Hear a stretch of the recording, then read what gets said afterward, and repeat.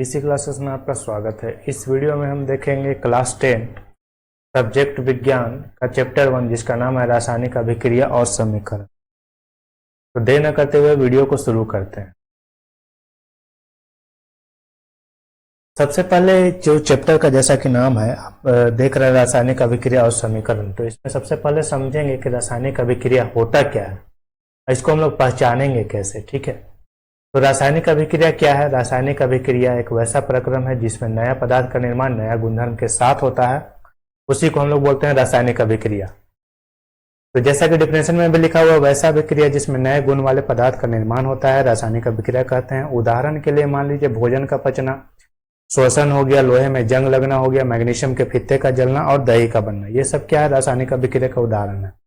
जैसे पहले ये जो लोहा का ये नट है ये बिल्कुल चमकीला था, लेकिन जंग लगने के बाद बिल्कुल भूरा दिख रहा है, तो इसका कलर में भी परिवर्तन हो गया और अवस्था में भी परिवर्तन हो गया। पहले ये ज्यादा भारी था, लेकिन जंग लगने के बाद इसका जो कण है लोहा का वो झड़ जाता है, जिससे इसका वजन कुछ ना कुछ कम हो जाएगा। तो इसमें बोल सकते हैं इसमें क्या हुआ? रासायनिक अभिक्रिया हुआ। ठीक, उसी का दूसरा एग्जाम्पल देखेंगे, दूध से दही का जमना। पहले दूध था, फिर ये दही बन गया। ठीक है, तो इसमें भी नया गुणधर्म वाले पदार्थ का निर्माण हुआ। तीसरा एग्जाम्पल को समझते हैं, जैसे मैग्नीशियम रिबन को अब हम जलाएंगे। मैग्नीशियम रिबन को जैसे ही जलाते हैं तो मैग्नीशियम ऑक्साइड का राख बनता है, तो इसमें भी रासायनिक अभिक्रिया होता है। तो रासायनिक अभिक्रिया के लिए क्या जरूरी है? रासायनिक अभिक्रिया कहीं पर तभी होगा जब नया पदार्थ का निर्माण नया गुणधर्म के साथ होगा, वहीं पर रासायनिक अभिक्रिया संपन्न होगा। पढ़ते हैं नेक्स्ट टॉपिक की तरफ।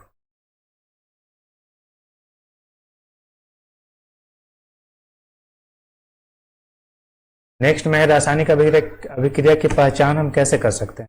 तो रासायनिक अभिक्रिया की पहचान का बहुत सारा रूल्स है। जैसे कि मान लीजिए पदार्थ की स्थिति में परिवर्तन, पदार्थ की स्थिति में परिवर्तन हो सकता है, तब बोल सकते हैं कि रासायनिक परिवर्तन हुआ। पदार्थ के रंग में परिवर्तन होगा, तब भी बोल सकते हैं कि पदार्थ की रासायनिक अभिक्रिया संपन्न हुआ। ठीक है, उष्मा का उत्सर्जन होगा, तभी बोलेंगे कि हाँ वहां पे भी रासायनिक अभिक्रिया हुआ। गैस का उत्सर्जन होगा, तभी बोलेंगे वहां पे रासायनिक अभिक्रिया संपन्न हुआ। मतलब कि रासायनिक अभिक्रिया कहीं पे हो रहा है, उसका मेनली पहचान क्या है? या तो पदार्थ का स्थिति में परिवर्तन हो जाएगा, या फिर पदार्थ के रंग में परिवर्तन हो जाएगा, या फिर उष्मा निकलेगा, या फिर गैस का उत्सर्जन होगा। ये सभी में से कोई भी एक हो रहा है तो बोल सकते हैं हम लोग वहां पे रासायनिक अभिक्रिया संपन्न हो रहा है। अब बढ़ते हैं आगे। इसमें बोला जा रहा है अभिकारक। देखिए अभिकारक होता क्या है? अभिकारक एक ऐसा पदार्थ है ना जो रासायनिक अभिक्रिया में भाग लेता है। जैसा कि यहाँ पर भी लिखा गया है कि अभिकारक एक ऐसा पदार्थ है जो रासायनिक अभिक्रिया में भाग लेता है। अब ये एक रासायनिक अभिक्रिया लिखा हुआ A प्लस B, तीर का निशान है, फिर AB बना। ये दोनों कंबाइन करके A और B संयोग करके किसका निर्माण किया? AB का निर्माण किया। ठीक है, इसमें जो हमारा भाग लिया रासायनिक अभिक्रिया में, जो भाग लिया, भाग कौन लिया? आपका A भाग लिया और B भाग लिया, दोनों मिल करके क्या बनाया? AB बना। तो तीर के जो लेफ्ट साइड वाला है जो रासायनिक अभिक्रिया में भाग ले रहा है उसको हम लोग बोलते हैं क्या? अभिकारक। क्या बोलते हैं? अभिकारक। जबकि तीर के जो दाहिने तरफ है यानी कि AB जो रासायनिक अभिक्रिया के दौरान बनता है उसको बोलते हैं उत्पाद। देखिए A और B तो कंबाइन कर रहा है, A और B रासायनिक अभिक्रिया में भाग ले रहा है, लेकिन ये दोनों मिल करके किसका निर्माण कर रहा है? AB का निर्माण कर रहा है। तो रासायनिक अभिक्रिया में जिस चीज का निर्माण होगा उसको हम लोग बोलेंगे उत्पाद, और जो चीज भाग लेगा उसको बोलेंगे अभिकारक। बढ़ते हैं नेक्स्ट टॉपिक की तरफ। देखिए अब है रासायनिक समीकरण। रासायनिक समीकरण क्या होता है भाई? तो किसी रासायनिक अभिक्रिया का उसमें भाग लेने वाले पदार्थों को प्रतीक तथा सूत्रों के माध्यम से संक्षिप्त प्रदर्शित किया जाता है, उसी को हम लोग बोलते हैं रासायनिक समीकरण। मतलब मान लीजिए मैग्नीशियम जो है ऑक्सीजन से अभिक्रिया करके मैग्नीशियम ऑक्साइड का निर्माण कर रहा है। मैग्नीशियम जो है, एक एग्जांपल के थ्रू समझने की कोशिश कीजिए। जैसे ये मैग्नीशियम है, ऑक्सीजन के साथ अभिक्रिया करके क्या बना रहा है? मैग्नीशियम ऑक्साइड बना रहा है, MgO का निर्माण कर। ठीक है, अब इसमें देखिए हम तो जैसे रासायनिक लिखा हुआ है तो उसी तरह मैग्नीशियम भी लिख सकते थे, मैग्नीशियम को मैग्नीशियम भी लिख सकते थे, हिंदी में लिख सकते थे मैग्नीशियम, बिल्कुल मैग्नीशियम ऐसे करके लिख सकते हैं, ऐसे करके लिख सकते थे magnesium plus oxygen, magnesium plus oxygen. ठीक है, मैग्नीशियम प्लस ऑक्सीजन, ये क्या बनेगा? Magnesium oxide. तो इसको हम लोग हिंदी में इस तरह से लिख सकते थे, लेकिन हिंदी में न लिख करके हम लोग सूत्र का उपयोग किए, सूत्र और प्रतीक चिन्ह का उपयोग किए। और वैसा रासायनिक अभिक्रिया जिसको सूत्र और प्रतीक चिन्ह में निरूपित किया जाता है उसी को हम लोग बोलते हैं क्या, रासायनिक समीकरण। रासायनिक समीकरण उसी को बोला जाता है। तो ये आप परिभाषा का स्क्रीनशॉट ले लीजिए। रासायनिक समीकरण किसको बोलेंगे, किसी रासायनिक अभिक्रिया का उसमें भाग लेने वाले पदार्थों के प्रतीकों तथा सूत्रों के माध्यम से जो संक्षिप्त प्रदर्शन है उसी को बोलते हैं रासायनिक अभिक्रिया। जैसे ए और बी, ए बी बन गया, तो ये जो दर्शाया गया है यही पूरा को बोलेंगे रासायनिक अभिक्रिया। अब आते हैं संतुलित रासायनिक समीकरण। यह संतुलित रासायनिक समीकरण है क्या, वैसा रासायनिक अभिक्रिया जिसमें अभिकारक तथा उत्पाद में उपस्थित तत्वों की परमाणु संख्या समान हो या बराबर हो उसको बोलते हैं संतुलित रासायनिक समीकरण। जैसे ऊपर वाला समीकरण में देखिए, ए का एक परमाणु है अभिकारक के तरफ तो ए का एक परमाणु है उत्पाद के तरफ भी, बी का एक परमाणु है तो बी का एक परमाणु है उत्पाद के तरफ भी। तो ये जो समीकरण है ये हमारा समीकरण बिल्कुल कैसा है, बिल्कुल ये संतुलित अवस्था में है। तो संतुलित समीकरण किसको बोलते हैं, मान लीजिए C+O2 है, यानी कि कार्बन जो है ऑक्सीजन से संयोग करके क्या बनाया, CO2 का निर्माण किया। कार्बन का देखिए इधर है एक परमाणु, कार्बन एक ही है तो उत्पाद साइड में भी कार्बन एक ही है। ऑक्सीजन का दो परमाणु है तो उत्पाद साइड में भी ऑक्सीजन का कितना परमाणु है, दो परमाणु है। तो ये जो रिएक्शन है हमारा, ये जो समीकरण है दोनों क्या है, ये बैलेंस है, मतलब संतुलित है। सी का एक परमाणु, इधर भी सी का एक परमाणु, ऑक्सीजन का इधर दो परमाणु, यहाँ पे देखिए ऑक्सीजन का कितना परमाणु है, दो परमाणु है, तो इधर भी ऑक्सीजन का कितना परमाणु है, दो परमाणु है। तो इसी को बोलते हैं हम लोग संतुलित रासायनिक समीकरण। और समीकरण को संतुलित क्यों किया जाता है, समीकरण को संतुलित इसलिए किया जाता है क्योंकि हम लोग 9th क्लास में पढ़ रखे हैं द्रव्यमान संरक्षण का नियम। द्रव्यमान संरक्षण का नियम क्या बोलता है कि द्रव्यमान को न तो ही बनाया जा सकता है न ही इसे नष्ट किया जा सकता है, उसे सिर्फ एक अवस्था से दूसरी अवस्था में कन्वर्ट किया जा सकता है, एक फॉर्म से दूसरे फॉर्म में कन्वर्ट किया जा सकता है। इसी नियम का परिपालन के लिए किसी भी समीकरण को संतुलित करना आवश्यक है। एग्जाम में क्वेश्चन आज पूछा जा सकता है आपसे कि संतुलित रासायनिक समीकरण क्या है और समीकरण को संतुलित करना क्यों आवश्यक है।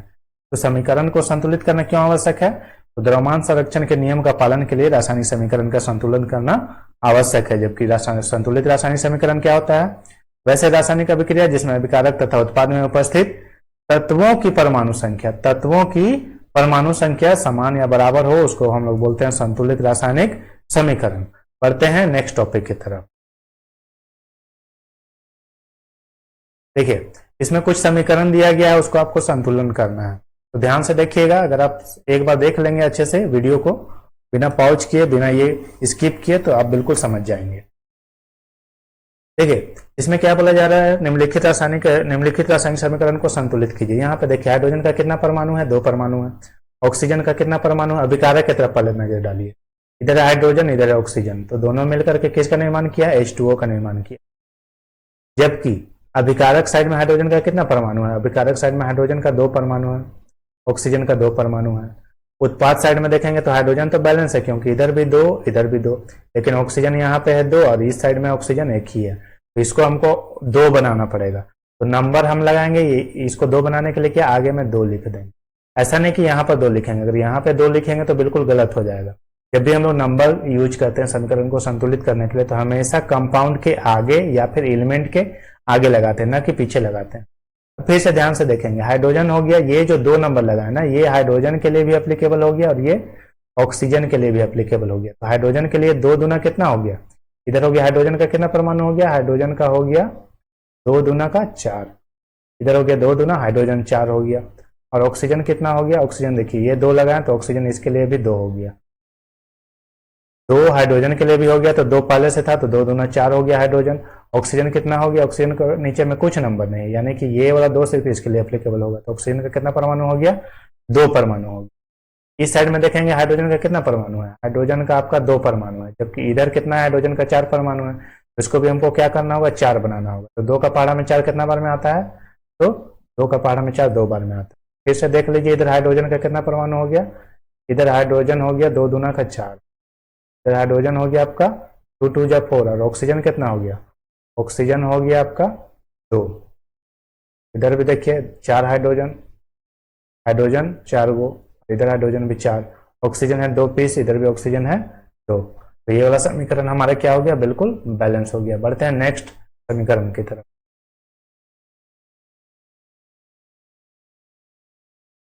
देखिए दूसरा प्रश्न में क्या है, मैग्नीशियम को ऑक्सीजन के साथ अभिक्रिया किया गया है और बन रहा है क्या, मैग्नीशियम ऑक्साइड। मैग्नीशियम ऑक्साइड का निर्माण हो रहा है, तो इसके लिए क्या करना पड़ेगा, देखिए अभिकारक की तरफ आएंगे तो देखेंगे अभिकारक में मैग्नीशियम का एक परमाणु है, ऑक्सीजन का दो परमाणु है, और यहाँ पे मैग्नीशियम का एक परमाणु है, तो मैग्नीशियम का इधर भी एक इधर भी एक, मैग्नीशियम तो बैलेंस हो गया, लेकिन ऑक्सीजन का इधर देखिए दो, उत्पाद साइड में देखेंगे तो एक, तो उत्पाद साइड में घट रहा है, इधर तो दो है और इधर एक ही है, इसको हमको क्या बनाना पड़ेगा, दो बनाना पड़ेगा, तो दो नंबर हमेशा आगे लिखते हैं, नंबर इधर नहीं लिखते हैं। अब जब आगे लगा दिए तो ये मैग्नीशियम के लिए भी एप्लीकेबल हो गया, ऑक्सीजन के लिए भी एप्लीकेबल हो गया। इस साइड में देखेंगे ऑक्सीजन दो हो गया, इधर भी ऑक्सीजन दो हो गया, मैग्नीशियम दो हो गया इधर, लेकिन मैग्नीशियम एक ही है, तो इसको भी हम लोग क्या बना देंगे, दो बना देंगे। ये रिएक्शन भी हो गया हमारा बैलेंस। बढ़ते हैं नेक्स्ट रिएक्शन की तरफ। देखिए कैल्शियम को ऑक्सीजन के साथ अभिक्रिया किया गया है, इसमें बन रहा है कैल्शियम ऑक्साइड, कैल्शियम ऑक्साइड का निर्माण हो रहा है। तो फिर से देखेंगे कैल्शियम का इधर एक परमाणु है अभिकारक के तरफ, और उत्पाद की तरफ भी कैल्शियम का एक परमाणु है, तो कैल्शियम तो हमारा बैलेंस है। और ऑक्सीजन देखेंगे यहाँ पर ऑक्सीजन का एक ही परमाणु है और इस साइड में ऑक्सीजन का दो परमाणु है, घट रहा है इधर फिर से, तो यहाँ पर फिर से हम दो लगा देंगे, क्योंकि ऑक्सीजन तो दो है ना, तो ऑक्सीजन को हमको दो करना है, दो करने के लिए आगे हमको दो लगाना पड़ेगा, तो कैल्शियम भी हमारा क्या बन गया, दो बन गया, कैल्शियम को भी यहाँ पर क्या कर देंगे, दो कर देंगे। फिर से देखेंगे कैल्शियम का दो परमाणु, इधर भी कैल्शियम का दो परमाणु, ऑक्सीजन का दो परमाणु, तो इधर भी ऑक्सीजन का दो परमाणु, ये दो नंबर जो है इसके लिए भी एप्लीकेबल है और ये दो नंबर जो है ऑक्सीजन के लिए।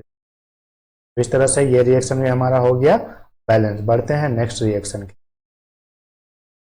देखिए नेक्स्ट रिएक्शन में क्या बोला जा रहा है, सोडियम को ऑक्सीजन के साथ अभिक्रिया किया जा रहा है और बन रहा है सोडियम ऑक्साइड। इसमें देखिए सोडियम का दो परमाणु है और इसमें ऑक्सीजन का दो परमाणु है, इधर ऑक्सीजन का एक ही परमाणु है, तो ऑक्सीजन को दो करने के लिए आगे में क्या करना पड़ेगा, दो लगाना पड़ेगा।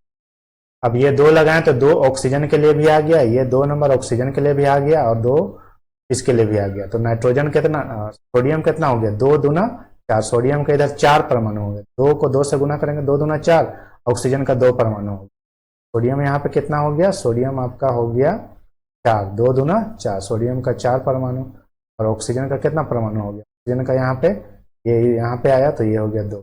अब देखिए ऑक्सीजन का इधर दो परमाणु तो है, इस साइड में भी दो परमाणु है, लेकिन सोडियम जो है यहाँ पे एक है, जबकि यहाँ पे सोडियम कितना है, चार है, इसको भी हमको क्या करना पड़ेगा, चार बना दे। ये समीकरण भी हो गया हमारा बैलेंस, ठीक है, समीकरण भी हो गया बैलेंस, संतुलित।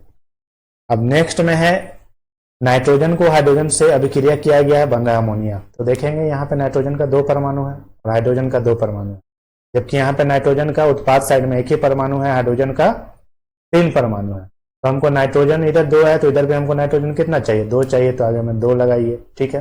अब फिर से देखिए नाइट्रोजन दो हो गया तो इधर भी नाइट्रोजन दो हो गया, लेकिन हाइड्रोजन कितना हो गया, हाइड्रोजन तीन दूना छः हो गया, यहाँ पे हाइड्रोजन कितना है, दो ही है, तो दो का पहाड़ा में छः कितना बार में आता है, तीन बार में, तो तीन लिख दीजिए। ये हमारा समीकरण हो गया बैलेंस। बैलेंस हुआ कि उसको चेक करने के लिए देखिए इधर सोडियम बोला हूँ, नाइट्रोजन दो परमाणु है, इधर भी नाइट्रोजन का दो परमाणु, हाइड्रोजन का तीन दूना छः परमाणु है, इधर भी हाइड्रोजन का तीन दूना छः। इस तरह से हमारा रिएक्शन हो गया बैलेंस। उम्मीद करता हूँ ये क्वेश्चन आप बिल्कुल अच्छी तरह से समझ गए होंगे और आसानी से आप समीकरण को बैलेंस खुद से कर पाएंगे।